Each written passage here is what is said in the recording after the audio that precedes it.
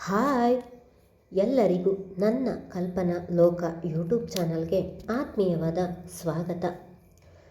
ಯಾರಾದರೂ ಹೊಸದಾಗಿ ಕತೆಗಳನ್ನು ಕೇಳ್ತಿದ್ರೆ ಸಬ್ಸ್ಕ್ರೈಬ್ ಮಾಡಿ ಕತೆಗಳನ್ನು ಕೇಳಿ. ಕತೆಗಳು ನಿಮಗೆ ಇಷ್ಟ ಆದರೆ ಮುಕ್ತವಾಗಿ ನಿಮ್ಮ ಅಭಿಪ್ರಾಯ ತಿಳಿಸಿ, ಹಾಗೆ ನಿಮ್ಮ ಆತ್ಮೀಯರಿಗೆ ಶೇರ್ ಮಾಡಿ. ಕವಲುದಾರಿ ಸಂಚಿಕೆಯ ಮುಂದುವರೆದ ಭಾಗ. ಅಲ್ಲ ಕಣಕ್ಕ, ಈಟೊಂದು ವಿಷಯ ನಡೆದೈತೆ, ನನಗೆ ಒಂಚೂರು ಹೇಳಿಲ್ವಲ್ಲ ನೀನು. ನಿಂಗೆ ತಮ್ಮ ಅವನೇ ಅನ್ನೋದೇ ಮರೆತು ಬಿಟ್ಟಿದೀಯಾ ಹೆಂಗೆ? ಇಲ್ಲಪ್ಪ, ನೀನು ನನಗೆ ಜಪ್ತಿ ಇದ್ದರೂ ನಾವು ನಿಂಗೆ ಜಪ್ತಿ ಇರೋಕ್ಕಿಲ್ವಲ್ಲ. ಕುಡಿದು ಯಾವ ಮೂಲೆಯಲ್ಲಿ ಬಿದ್ದಿರ್ತೀಯೋ ಅಲ್ಲಿಗೆಲ್ಲ ಹುಡುಕಂದು ಬರೋಕ್ಕಾಯ್ತದ ನಾನು? ಈಗಲೂ ನೀನು ಮನೆಯಲ್ಲಿ ಇರೋದು ಅನುಮಾನ ಅಂತ ಬಂದೆ. ಸದ್ಯ ನನ್ನ ಪುಣ್ಯಕ್ಕೆ ಇಲ್ಲೇ ಇದ್ದೀಯಾ ಎಂದಳು. ಆಗಲೇ ಕಲಾವತಿ ಎಲ್ಲವನ ಗುಡ್ಡದ ಪಕ್ಕದ ಹಳ್ಳಿಯಾದ ತನ್ನ ತವರು ಮನೆಗೆ ಬಂದಿದ್ದಳು. ಅವಳ ತಮ್ಮ ಶಿವ ಕೂಡ ಅಲ್ಲಿಯೇ ಇದ್ದನು. ಭೂಮಿಯನ್ನು ಪುಡ್ಸಾಮಿ ಮದುವೆಯಾಗಲು ಇಷ್ಟಪಡುತ್ತಿರುವುದು, ಅವಳು ಮದುವೆಗೆ ಒಪ್ಪದೆ ಶಾಂಭವಿಯ ಮಗುವನ್ನು ದತ್ತು ತೆಗೆದುಕೊಳ್ಳುತ್ತಿರುವುದು, ಹೀಗೆ ಒಂದು ಬಿಡದೆ ಹಾಗೆ ಎಲ್ಲ ವಿಚಾರವನ್ನು ತಮ್ಮನಿಗೆ ವರದಿ ಒಪ್ಪಿಸಿದ್ದಳು. ಅಕ್ಕ, ಅವಳು ಮದುವೆಗೂ ಒಪ್ಪಕ್ಕಿಲ್ಲ ಅಂತಿದ್ದೀಯ. ಆ ಪುಡ್ಸ್ವಾಮಿ ಇವಳ ಮದುವೆ ಆಗದೆ ಬಿಡೋಕ್ಕಿಲ್ಲ ಅಂತಿದ್ದೀಯ. ಈಗ ಏನು ಮಾಡಬೇಕು ಅಂತಿದ್ದೀಯ ನೀನು ಎಂದನು. ನೋಡ್ಲಾ ಶಿವ, ಅವಳಿಗೆ ಮದುವೆ ಆಗಬೇಕು. ಆ ಪುಡ್ಸ್ವಾಮಿ ಜೊತೆ ಆಗಲಿಲ್ಲ ಅಂದರೂ ಬೇರೆ ಯಾರ ಜೊತೆಯಾದರೂ ಆಗಬೇಕು. ಅದಕ್ಕೆ ನಂತವ ಒಂದು ಉಪಾಯ ಐತೆ ಎಂದು ಹೇಳುತ್ತಿದ್ದ ಹಾಗೆ, ಎಂಥ ಉಪಾಯ ಮಾಡಿದ್ದೀಯಾ ಅಕ್ಕ ಎಂದನು ಆಶ್ಚರ್ಯದಲ್ಲಿ. ಈಗ ನೀನು ನನ್ನ ಮನೆಗೆ ಬರಬೇಕು ಎಂದ ತಕ್ಷಣ, ಏನು, ನಾನು ನಿನ್ನ ಮನೆಗೆ ಬರಬೇಕಾ? ಅದ್ಯಾಕ್ಲ ಶಿವ, ಬಾಯಿ ಹಾಗೆ ಬಿಡ್ತಿದೀಯ? ನಾನೇನು ನಿನ್ನ ಸ್ಮಶಾನಕ್ಕೆ ಕರಿತೀವನ? ನಾನು ಮನೆಗೆ ಕರಿತಿರೋದು ಎಂದಳು. ಅಕ್ಕೋ, ನಾನು ಅಲ್ಲಿ ಬಂದು ಏನು ಮಾಡಲಿ ಹೇಳು, ನಾನು ಬರೋಕ್ಕಿಲ್ಲ ಎಂದನು. ಅದ್ಯಾಕ್ಲ, ಒಳ್ಳೆ 7 ತಿಂಗಳಿಗೆ ಹುಡ್ತೋ ನಂಗೆ ಆಡ್ತೀಯ? ಒಸಿ ನಾನು ಹೇಳೋದನ್ನ ಸಮಾಧಾನದಿಂದ ಕೇಳು ಎಂದವಳು. ಈಗ ಭೂಮಿ ಕುಟೆ ನಿನ್ನ ಮದುವೆ ಮಾಡಿಸ್ತೀನಿ ಅಂದರೂ ಬರಾಕಿಲ್ವಾ ಎಂದವಳ ಮಾತು ಕೇಳಿದ ಶಿವನ ಕಣ್ಣುಗಳು ಅರಳಿದವು. ಅಕ್ಕ, ಏನು ಹೇಳ್ತಿದ್ದೀಯಾ? ಅಲ್ಲ, ದುಡ್ಡಿರುವ ಆ ಪುಡ್ಸಾಮಿಯನ್ನೇ ಮದುವೆ ಆಗಾಕಿಲ್ಲ ಅಂತಿರುವವಳು ನನ್ನ ಮದುವೆ ಆಯ್ತಾಳ ಹೇಳು? ನೀನು ತಮಾಷೆ ಮಾಡ್ತಿಲ್ಲ ತಾನೆ ಎಂದನು. ಅದಕ್ಕೆ ನಿನ್ನ ದಡ್ಡ ಶಿಖಾಮಣಿ ಅನ್ನೋದು. ಅವಳು ಈ ಮದುವೆಗೆ ಒಪ್ಪಾಕಿಲ್ಲ ಅಂತ ನನಗೂ ಗೊತ್ತದೆ, ಆದರೆ ನಾವು ಬಲವಂತದಿಂದ ಒಪ್ಪಿಸಬೇಕು ಎಂದಳು.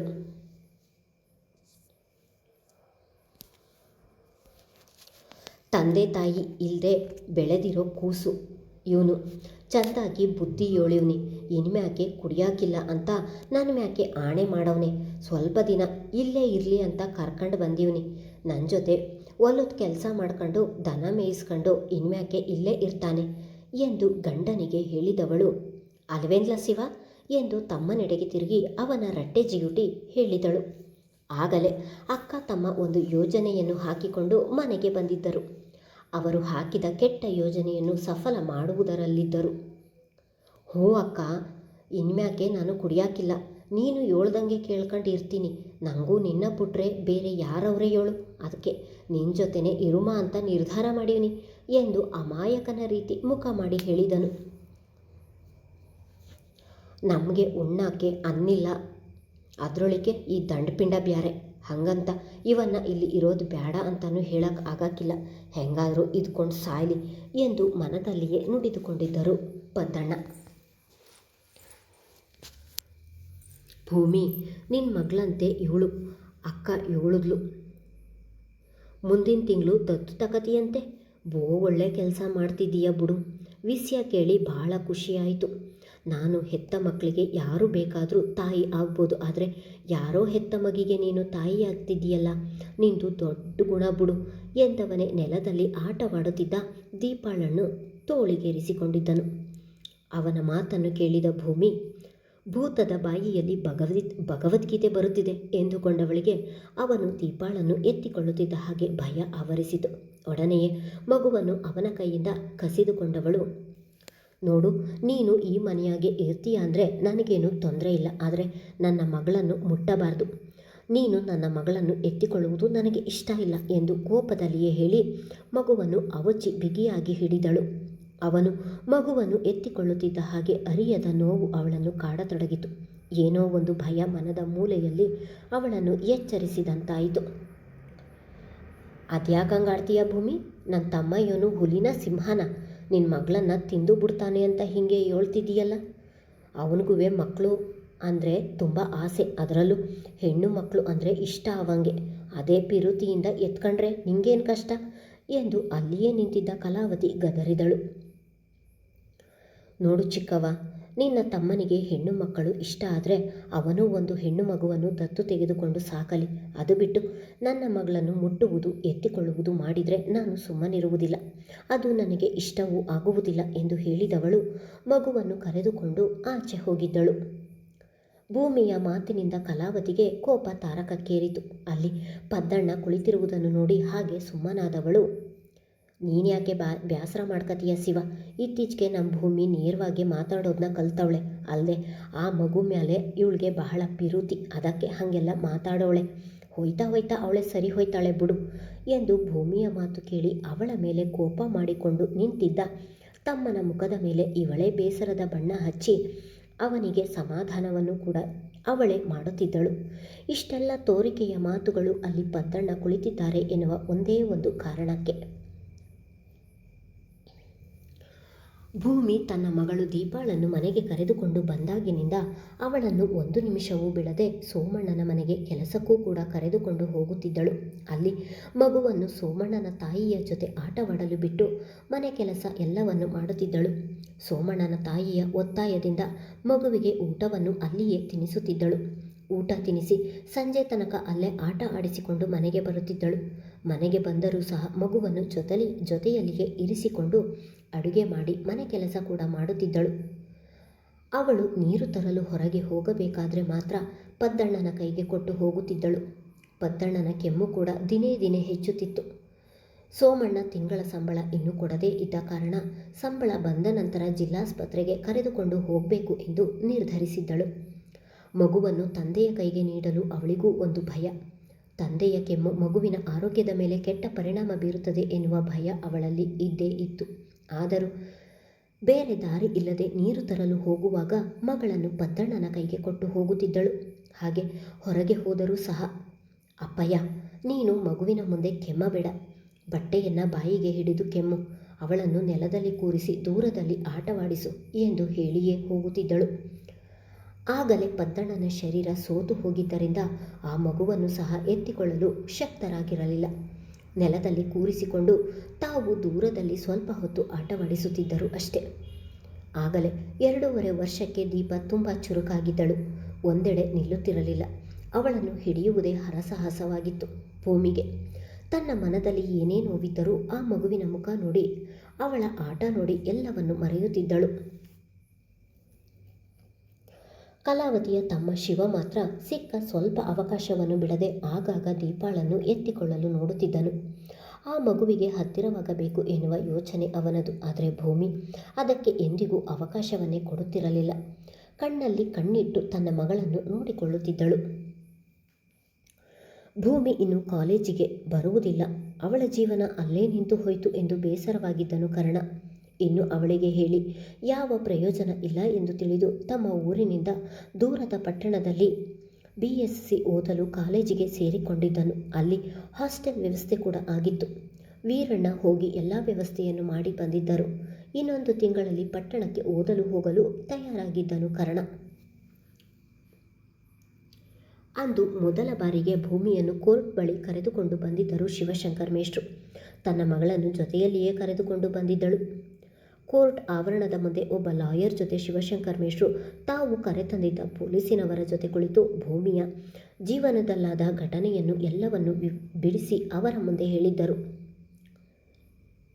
ಶಿವಶಂಕರ್ ಮೇಷ್ಟ್ರು ಮಾತನ್ನು ಪೂರ್ತಿಯಾಗಿ ಕೇಳಿದ ಲಾಯರ್, ಸರ್, ನೀವು ಇಷ್ಟರವರೆಗೆ ಹೇಳಿದ ಮಾತು ಎಲ್ಲವೂ ಕೇಳಿದ್ದೇವೆ. ಆದರೆ ಮಕ್ಕಳನ್ನು ದತ್ತು ತೆಗೆದುಕೊಳ್ಳಲು ಕಾನೂನಿನಲ್ಲಿ ಅದರದ್ದೇ ಆದ ರೀತಿ ನೀತಿಗಳಿವೆ. ಈ ಹುಡುಗಿ ಒಂಟಿ ಮಹಿಳೆ ಆಗಿರುವುದರಿಂದ the Hindu adoption and maintenance act 1956 ಈ ನಿಯಮದ ಪ್ರಕಾರ ಯಾವುದೇ ಒಂದು ಮಗುವನ್ನು ದತ್ತು ತೆಗೆದುಕೊಳ್ಳಬೇಕು ಎಂದರೆ ಅವರಿಗೆ ಕನಿಷ್ಠ 30 ವರ್ಷ ವಯಸ್ಸಾಗಿರಬೇಕು. ಆದರೆ ಈ ಹುಡುಗಿಗೆ ಇನ್ನೂ 18 ವರ್ಷ ಎಂದರು. ಅಲ್ಲಿಯೇ ಮಗುವನ್ನು ತೋಳಿಗೇರಿಸಿಕೊಂಡು ನಿಂತಿದ್ದ ಭೂಮಿಗೆ ಲಾಯರ್ ಮಾತು ಕೇಳಿ ಭಯ ಆವರಿಸಿತು.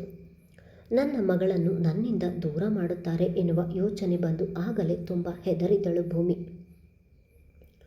ಹೌದು ಸರ್, ನೀವು ಹೇಳುತ್ತಿರುವುದು ನಿಜ. ನನಗೆ ಈ ವಿಚಾರ ಇತ್ತೀಚೆಗೆ ತಿಳಿಯಿತು. ಇದರ ಬಗ್ಗೆ ಕೂಡ ನಾನು ಯೋಚಿಸಿದ್ದೇನೆ ಎಂದು ಶಿವಶಂಕರ್ ಮೇಷ್ಟ್ರು ಹೇಳುವ ವೇಳೆಗೆ ಆಗಲೇ ಅಲ್ಲಿಗೆ ಶಾಂಭವಿಯ ಗಂಡ ಕೂಡ ಬಂದಿದ್ದನು. ಸರ್, ಇವರೇ ಈ ಮಗುವಿನ ತಂದೆ. ಈ ಮಗುವಿನ ತಾಯಿ ಈಗ ಬದುಕಿಲ್ಲ. ಅಲ್ಲದೆ ಇವರು ಇನ್ನೊಂದು ಮದುವೆಯಾಗಿದ್ದಾರೆ. ಇವರು ಸ್ವ ಇಚ್ಛೆಯಿಂದ ತಾವೇ ಮಗುವನ್ನು ಭೂಮಿಗೆ ದತ್ತು ಕೊಡಲು ಒಪ್ಪಿದ್ದಾರೆ. ಬೇಕಿದ್ರೆ ನೀವೇ ಕೇಳಿ ಎಂದು ಶಾಂಭವಿಯ ಗಂಡನೆಡೆಗೆ ನೋಡುತ್ತಾ ಹೇಳಿದರು. ಹೌದು ಸರ್, ಮಗುವನ್ನು ದತ್ತು ಕೊಡಲು ನಾನು ಮನಸ್ಫೂರ್ತಿಯಾಗಿ ಒಪ್ಪಿದ್ದೇನೆ ಎಂದು ಲಾಯರ್ ಹಾಗೂ ಪೊಲೀಸ್ನವರ ಮುಂದೆಯೇ ಹೇಳಿಕೆ ನೀಡಿದ್ದನು ಶಾಂಭವಿಯ ಗಂಡ. ನೋಡಿ ಸರ್, ನೀವೇ ಹೇಳಿದ ಹಾಗೆ ಭೂಮಿಗೆ 30 ವರ್ಷ ಆಗುವವರೆಗೂ ಕಾಯಬೇಕು ಎಂದರೆ ಈ ಮಗುವನ್ನು ನೋಡಿಕೊಳ್ಳುವವರು ಯಾರೂ ಇಲ್ಲ. ಈಗಾಗಲೇ ಈ ಮಗುವಿನ ಅಜ್ಜಿ ತಾತ ಇಬ್ಬರಿಗೂ ಕೂಡ ವಯಸ್ಸಾಗಿದೆ. ಅವರು ಕೂಡ ಮಗುವನ್ನು ನೋಡಿಕೊಳ್ಳಲಾಗದೆ ದತ್ತು ಕೊಡಲು ಒಪ್ಪಿಗೆ ನೀಡಿದ್ದಾರೆ. ಈ ಮಗುವಿನ ಮುಂದಿನ ಭವಿಷ್ಯಕ್ಕೋಸ್ಕರವಾದರೂ ನೀವು ಭೂಮಿಯ ವಯಸ್ಸನ್ನು ಪರಿಗಣಿಸದೆ ಈ ಪ್ರಕ್ರಿಯೆಯನ್ನು ಮುಗಿಸಿಕೊಡಬೇಕು ಎಂದು ಅವರಿಗೆ ಅರ್ಥ ಆಗುವ ಹಾಗೆ ವಿವರಣೆ ನೀಡಿದರು. ಅಷ್ಟೇ ಅಲ್ಲದೆ ಭೂಮಿಯನ್ನು ಆ ಮಗು ಅಮ್ಮ ಎಂದು ಕರೆಯುತ್ತಿದ್ದುದು ಯಾರ ಬಳಿಯೂ ಹೋಗದೆ ಅವಳನ್ನು ತಾಯಿಗಿಂತ ಹೆಚ್ಚಾಗಿ ಹಚ್ಚಿಕೊಂಡಿರುವುದನ್ನು ನೋಡಿದವರಿಗೆ ಅಲ್ಲಿ ಭೂಮಿಯ ವಯಸ್ಸಿಗಿಂತ ಆ ಮಗುವಿನ ಭವಿಷ್ಯವೇ ಮುಖ್ಯವಾಗಿ ಕಾಣಿಸಿತು ಲಾಯರ್ ಹಾಗೂ ಪೊಲೀಸ್ ಇಬ್ಬರಿಗೂ. ತಕ್ಷಣಕ್ಕೆ ಸರ್ಕಾರಕ್ಕೆ ಮನವಿ ಪತ್ರವನ್ನು ಕೂಡ ಸಲ್ಲಿಸಿದರು. ಇಬ್ಬರು ಅಲ್ಲಿ ತಮ್ಮ ಕರ್ತವ್ಯಕ್ಕಿಂತ ಮಾನವೀಯತೆಯನ್ನು ಮೆರೆದಿದ್ದರು. ಕಾನೂನು ಇವರ ಮನವಿ ಪತ್ರವನ್ನು ಕೂಡ ಸ್ವೀಕರಿಸಿ ಭೂಮಿಗೆ ತನ್ನ ಮಗಳು ಸಿಗುವಂತೆ ಮಾಡಿತು. ಅಂದೇ ಕಾನೂನಿನ ಪ್ರಕಾರ ದೀಪ ಪೂರ್ತಿಯಾಗಿ ಭೂಮಿಯ ಮಗಳಾಗಿದ್ದಳು. ಕೆಲವು ಅಡೆತಡೆಗಳನ್ನು ದಾಟಿ ಕೊನೆಗೂ ತನ್ನ ಮಗಳನ್ನು ತನ್ನ ಬಳಿಯೇ ಉಳಿಸಿಕೊಂಡಿದ್ದಳು ಭೂಮಿ. ತನ್ನ ಮಗಳನ್ನು ತೋಳಿಗೇರಿಸಿಕೊಂಡು ಕಣ್ಣಲ್ಲಿ ನೀರು ತುಂಬಿಕೊಂಡು ಶಾಂಭವಿಯ ಗಂಡನಿಗೆ ಕೈ ಮುಗಿಯುತ್ತಿದ್ದರೆ ತನ್ನ ಮಗಳನ್ನು ನೋಡಿ ಮೊದಲ ಬಾರಿಗೆ ಅರಿಯದ ಸಂಕಟ ಉಕ್ಕಿತು ಅವನಿಗೆ.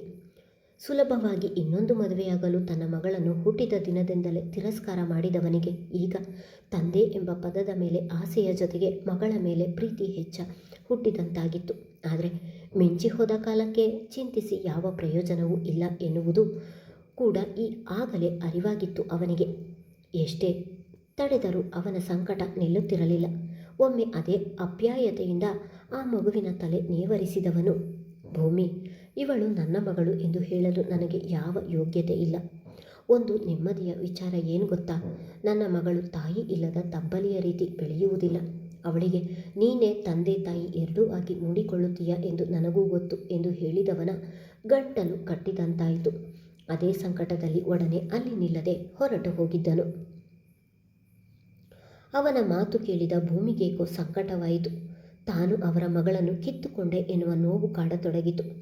ಅವಳ ಮುಖಭಾವ ಬದಲಾಗಿದ್ದನ್ನು ನೋಡಿ ಅಲ್ಲೇ ನಿಂತಿದ್ದ ಶಿವಶಂಕರ್ ಮೇಷ್ಟ್ರು ಭೂಮಿಯ ಬಳಿಗೆ ಬಂದವರು, ಭೂಮಿ, ಅವನಿಗೆ ಈಗ ತನ್ನ ಮಗಳನ್ನು ದೂರ ಮಾಡಿ ತಪ್ಪು ಮಾಡುತ್ತಿದ್ದೇನೆ ಎನ್ನುವ ನೋವು ಕಾಡತೊಡಗಿದೆ.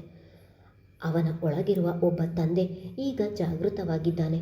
ಅದೇ ಪಶ್ಚಾತ್ತಾಪದಲ್ಲಿ ಮಾತನಾಡುತ್ತಿದ್ದಾನೆ. ನೀನು ಬೇಸರ ಮಾಡಿಕೊಳ್ಳಬೇಡ ಎಂದರು. ಮುಂದುವರಿಯುವುದು. ಕಥೆಯ ಬಗ್ಗೆ ನಿಮ್ಮ ಅಭಿಪ್ರಾಯ ತಿಳಿಸಿ. ಧನ್ಯವಾದಗಳು.